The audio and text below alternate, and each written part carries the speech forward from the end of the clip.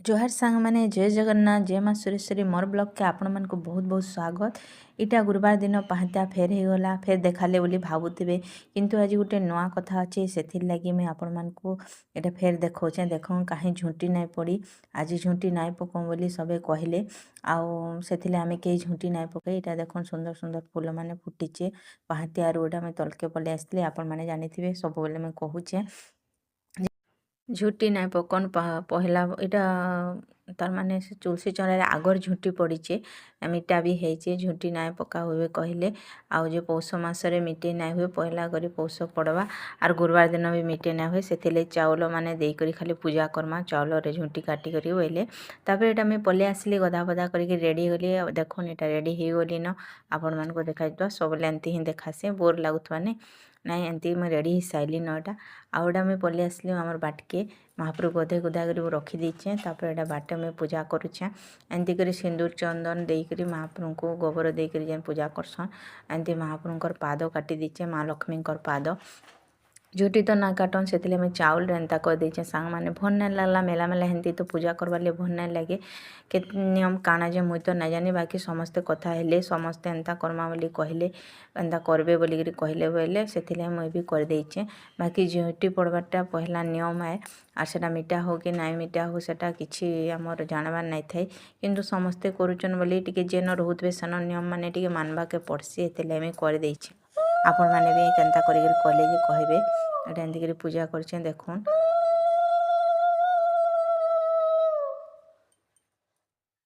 तापर यहाँ मुझे महाप्रभु बसावार लगे घर के पलि आसली एमती कर महाप्रभु को बसाली धीरे धीरे सब सज गज कला बेले एमती कर माण बसासी सांग मैंने देखुन भड़ा घरे माण नाई बसन बोली समस्ते कहूचन किंतु निजर कर्मरु कहीं बड़ नुहे से आर महाप्रभु जेन थे सेन तो माण बसवा एका मुझे रखीचे जेहेतु मूर्ति मुझे से माण बसासी आर निजर कर्म की कहीं नहीं नाई जान भड़ा घर हो कि निजर घर हो माण बसाबारटा बहुत नियम अच्छे जेनटा कि आम मनुष्य मैंने मानि पार्बार बहुत कष्ट है किंतु मैं मो मन रू पूजा करसी आर मुझे से लगे मुझे भावसी जदि महाप्रभु बसामी तो माण कहले ना बसामी भड़ा घर हो कि निजर घर हो से मुझे बसैचे मोर सासू किसी एंता नाई कही से हेतकी जाई जानन भी ए विषय से नाई कही आर मुझे एमती कर पूजा करसी आपण मानकर मत काना कहबे माण बसाबार कथा कि नाई बसाबार कथा आउ बहुत लोग को बहुत नियम थी बहुत कथा भी विभिन्न लोग विभिन्न कथा कहसन किंतु निजर मन जेनटा लागसी मुझे सेटा करसी निजर मन रू कहीं बड़ नुसे एमती कर देखुन यहाँ मुझे धूप दीप देकर महाप्रभु को पूरा बसईदेली पूजा धजा करदेली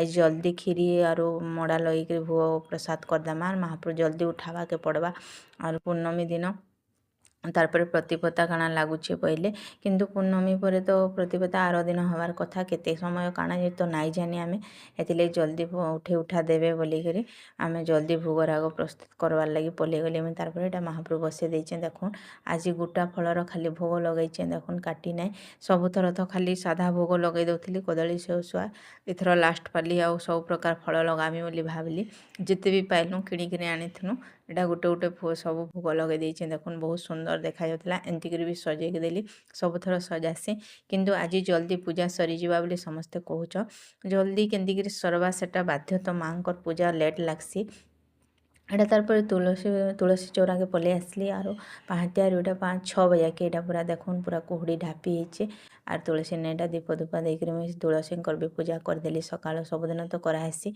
आर करसी भी मुई आपण मानू कहसी हेले देखुन पूरा छीना है रास्ता भी बहुत कुहड़ी ढापी पहला पहला सकाल बहुत सुंदर देखा जाऊथी और बहुत ठंडा भी लगुला बहुत शीत होलान से बाहर पूजा कला बेले पूरा शीत कर जाऊला बहुत भल लग्सी सकालू सकालू एंता जिनिस माने सांग माने आपण मान को भी भल लगुवा तापर मुझे यहाँ पलि आसली गैस जाली पहला करी एटा मैं जुहार कर देसी जेहेतु पहला अग्नि को एटा पहला आम जुहार करवार कथा तापर से शीत करथिला सेतिले मैं लाली चाह टिके बनेदेली आम लाली चाह ही पीसुँ खीर चाह नाई पिऊँ आर बहुत लोग आजिकल तो एसिडिटी प्रोब्लेम जानिछन आरो लाल चा पीबारटा भल है एटा सकाळु शीत लगे चा बनईकरी मुई भी पीली और आमर आज्ञा को भी टिके देदेली एटा चा बन सारा पर महाप्रभुकर भोग करबी बोली भाभी तापर यहाँ खीरी बनाबार लगी प्रेसर बसईदेली सांग मैंने तापर इलाची टिके आउ तेजपत्र टिके कुटिक जदि पकईदेवे खीरी रे बहुत भल बास्ना आसी एटा कुटिदेली ଆଉ କ୍ଷୀରି ପହିଲା ବନେଇଦେମି। ଏଇଟା ନଡ଼ିଆ ବି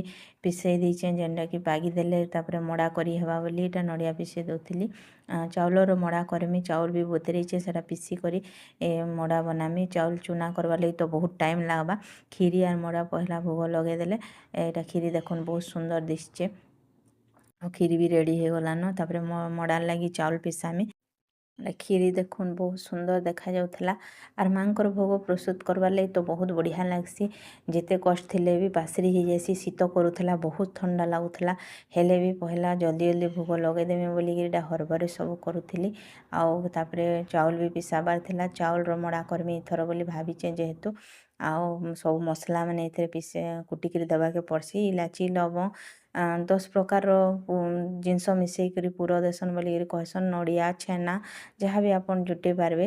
ଆରୁ ସେଟା ସବୁ ମିଶେଇକରି ମୁଇଁ ନଡ଼ିଆରେ ପାଗିବାରରେ ନଡ଼ିଆ ପାଗିକରି ସେଥିରେ ମିଶେଇ ଦେଇଥିଲି। ଆପଣମାନଙ୍କୁ ଦେଖେଇଦେମି। ମାଆଙ୍କର ଗୁରୁବାର କେମିତି କରି 5 ପାଲି ପଲେଇଗଲା ଯେ ଭାବି ନାଇଁ ହେବାର୍ ସାଙ୍ଗମାନେ। ମୁଇଁ 5 ନମ୍ବର ପାଲି କରି ନାଇଁ ପାରେ, ଦିହ ଖରାପ ହେଲେ ବୋଲି କହୁଥିଲି। ଆଉ ଯେ ମାଆଙ୍କର ଦୟାରୁ ସେଟା ମୋର ପ୍ରୋବ୍ଲେମ୍ ସଲ୍ଭ ହେଇଗଲା। ଆରୁ ମୋର ପିରିୟଡ଼ ପ୍ରୋବ୍ଲେମ୍ ଥିଲା, ସେଥିଲାଗି ମୁଇଁ ନାଇଁ କରିପାରେ ବୋଲି ଭାବୁଥିଲି। ଆରୁ ସେଟା ଆଗରୁ ହେଇଗଲା। ଆର୍ ମାଆର ଦୟା ଥିଲେ ସବୁ ହେସି। ଏଇଟା ଦେଖୁନ୍ ତାରପରେ ନଡ଼ିଆ ପାଗବାର୍ ଲାଗି ଗୁଡ଼ ଏନ୍ତି କରି ମୁଇଁ ପାଗ କରିଦେଲି। ଆର୍ ତାପରେ ନଡ଼ିଆ ପକେଇ ଦେଇକରି ସେଥିରେ ସବୁ ପ୍ରକାର ମସଲା ଯେନ୍ଟାକି ଇଲାଚି, ଲବଙ୍ଗ, ଗୁଡ଼ମରିଚ, ଅଦା, ତେଜପତର ସବୁ ମିଶେଇ ଦେଇଛେ। ଆର୍ ସେଟା ସବୁ ମିଶେଇକରି ପାଗି ଦେଇଛେ। ଆଉ ସେଟା ପାଗଲା ପରେ ତାପରେ ମଡ଼ା ରେଡ଼ି କର୍ମା। ଆର୍ ମାଆଙ୍କର ଯେହେତୁ କମ୍ ଟାଇମ୍ ଅଛେ ପୂଜା କରବାର୍ ଲାଗି, ସେଥିଲାଗି ଜଲ୍ଦି ଜଲ୍ଦି କରବାକେ ପଡ଼ବା।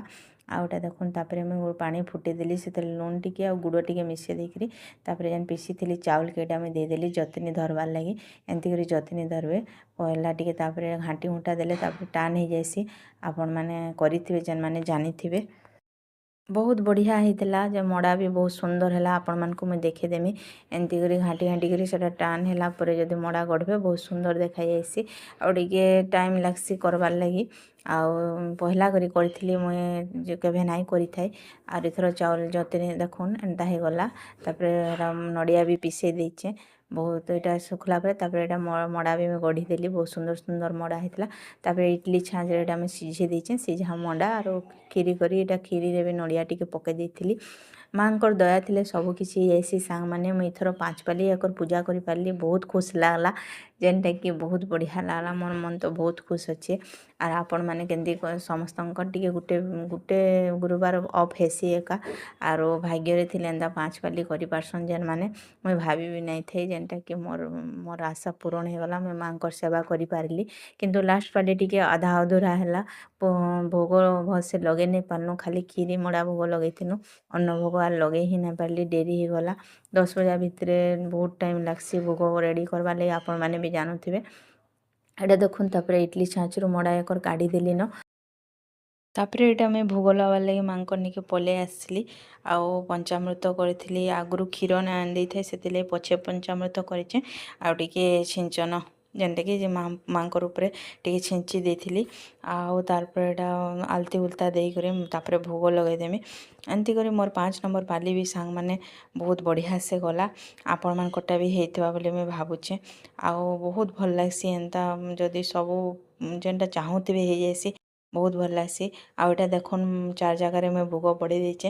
4 ଜାଗା କାର୍ ଲାଗି ବୋଲି ଆପଣମାନେ ଭାବୁଥିବେ।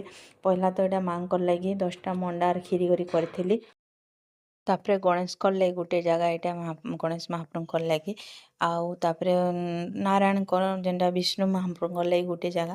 ଆଉ ତୁଳସୀ ଚଉଁରାରେ ଗୋଟେ ଜାଗା। ଏନ୍ତି କରି ମୁଇଁ 4 ଜାଗା ଭୋଗ କରସିଁ ସାଙ୍ଗମାନେ। ଆପଣମାନେ କେନ୍ତି କରସନ୍ ଯେ କହିବେ ମତେ କମେଣ୍ଟରେ। ଆଉ ଦେଖୁନ୍ ଏନ୍ତି କରି କ୍ଷୀରି ମଡ଼ା କରିକି ସବୁ ଭୋଗ ଲଗେଇ ଦେଇଥିଲି। ଆଉ 5 ନମ୍ବର ପାଲି ଟିକେ ଭଲ୍ ନାଇଁ ଲାଗ୍ଲା ମତେ, କାହେଲେ କି ବହୁତ କମ୍ ଟାଇମ୍ ଭିତରେ ପୂଜା କରବାର ଥିଲା। ସାରା ଦିନରେ ନିଜର ଲାଗି ଖାଲି ରାନ୍ଧା ବାଢ଼ା କରିକିରି ଖାଇବାର୍କେ ହେଲା। ଆପଣମାନେ ବି କେନ୍ତା କଲେ କହିବେ ମତେ। ମୁଇଁ ତ ନାଇଁ ଜାନି ବାକି ଲୁକେ କେନ୍ତି କରିଛନ୍। ଆମରି ଫାଲେ ଯାହା କରିଛନ୍ ସମସ୍ତେ ଏନ୍ତା କରି କରିଛନ୍। 8 ସାଢ଼େ 8 ଭିତରେ ସମସ୍ତେ କ୍ଷୀରି ମଡ଼ାର କି କ୍ଷୀରି ପୁରୀ ଯେ ଯେତେବେଲେ ପାରଲା ସେ ସେନ୍ତି କରି ଭୋଗ ଲଗେଇ ଦେଲେ। ଆଉ ପୂର୍ଣ୍ଣମୀ ଦିନ ମାଆଙ୍କର ତ ଜନ୍ମଦିନ ଆଉ ପୂର୍ଣ୍ଣମୀ ଦିନ ସାରା ଦିନ ପୂଜା କରବାର୍ କଥା ବୋଲି ସବୁ ୟୁଟ୍ୟୁବ୍ରେ ସବୁଥିରେ ସମସ୍ତେ କହୁଛନ୍ କିନ୍ତୁ ଏନ୍ତିକରି ଏଇଫାଲେ ଆମେ ପୂଜା କଲୁ ଏଇଟା ତାପରେ ମୁଇଁ ତୁଲସୀ ଚଉରାରେ ପଲେଇ ଆସିଲି ଭୋଗ ଲଗେଇଦେଲି ଏଇଟା 9 ବଜାକେ ସାଙ୍ଗମାନେ ଭୋଗ ଲଗାଲି ତୁଲସୀ ଚଉରାରେ ଆଉ 9 ବାଜିଲା ବେଲକେ ସମସ୍ତେ ପୂଜା ସାରି ସାରିଥିଲେ ନ ଏନ୍ତିକରି ତୁଲସୀ ତାପରେ ମୁଇଁ ପଲେଇ ଆସିଲି ଘରକେ ଆଉ ଆଜ୍ଞାଙ୍କୁ ବି ତାପରେ ଖାଇକରି ଯିବାର ଥିଲା ତାହାକୁ ପ୍ରସାଦ ଦେଇଦେଲି ସେ ବି ପ୍ରସାଦ ଖାଇଲେ ଆର୍ ତାପରେ ଅଫିସ୍ ପଲାଲେ ତାପରେ ମୁଇଁ ମହାପ୍ରଭୁଙ୍କନେ ଟିକେ ବହି ବୁହା ପଢ଼ିଲି ଆଉ ମୁଇଁ ତ ପ୍ରସାଦ ନାଇଁ ଖାଏ ଯଦି ବହି ନାଇଁ ପଢ଼ବାର୍ ତ ମୁଇଁ ପ୍ରସାଦ ନାଇଁ ଖାଏ ଆପଣମାନଙ୍କୁ କହିଥିଲି ଆଉ ଏଇଟା ପଲେଇ ଆସିଲି ବହି ପଢ଼ବାର୍ ଲାଗି ଆର୍ ବହି ପଢ଼ବାରେ ମୋତେ ଅଧା ଘଣ୍ଟା ଲାଗିଗଲା ଅଧା ଘଣ୍ଟା ଉପର ଲାଗି ଯାଇସି ଆଉ ମୁଇଁ ବେଶୀ ଯଦି ପୁରା ପଢ଼ି ନାଇଁ ପାରିଲେ ମୁଇଁ ମାଆଙ୍କର ମନ୍ତ୍ର ଆର୍ ଗାୟତ୍ରୀ ପଢ଼ି ଦେସି ସେଟା ବି ଅଧା ଘଣ୍ଟା ଲାଗିଯାଏସି ଆଉ ଏନ୍ତିକରି ମଗଶିର ମାସର ପାଞ୍ଚିପାଲି ସରିଗଲା ସାଙ୍ଗମାନେ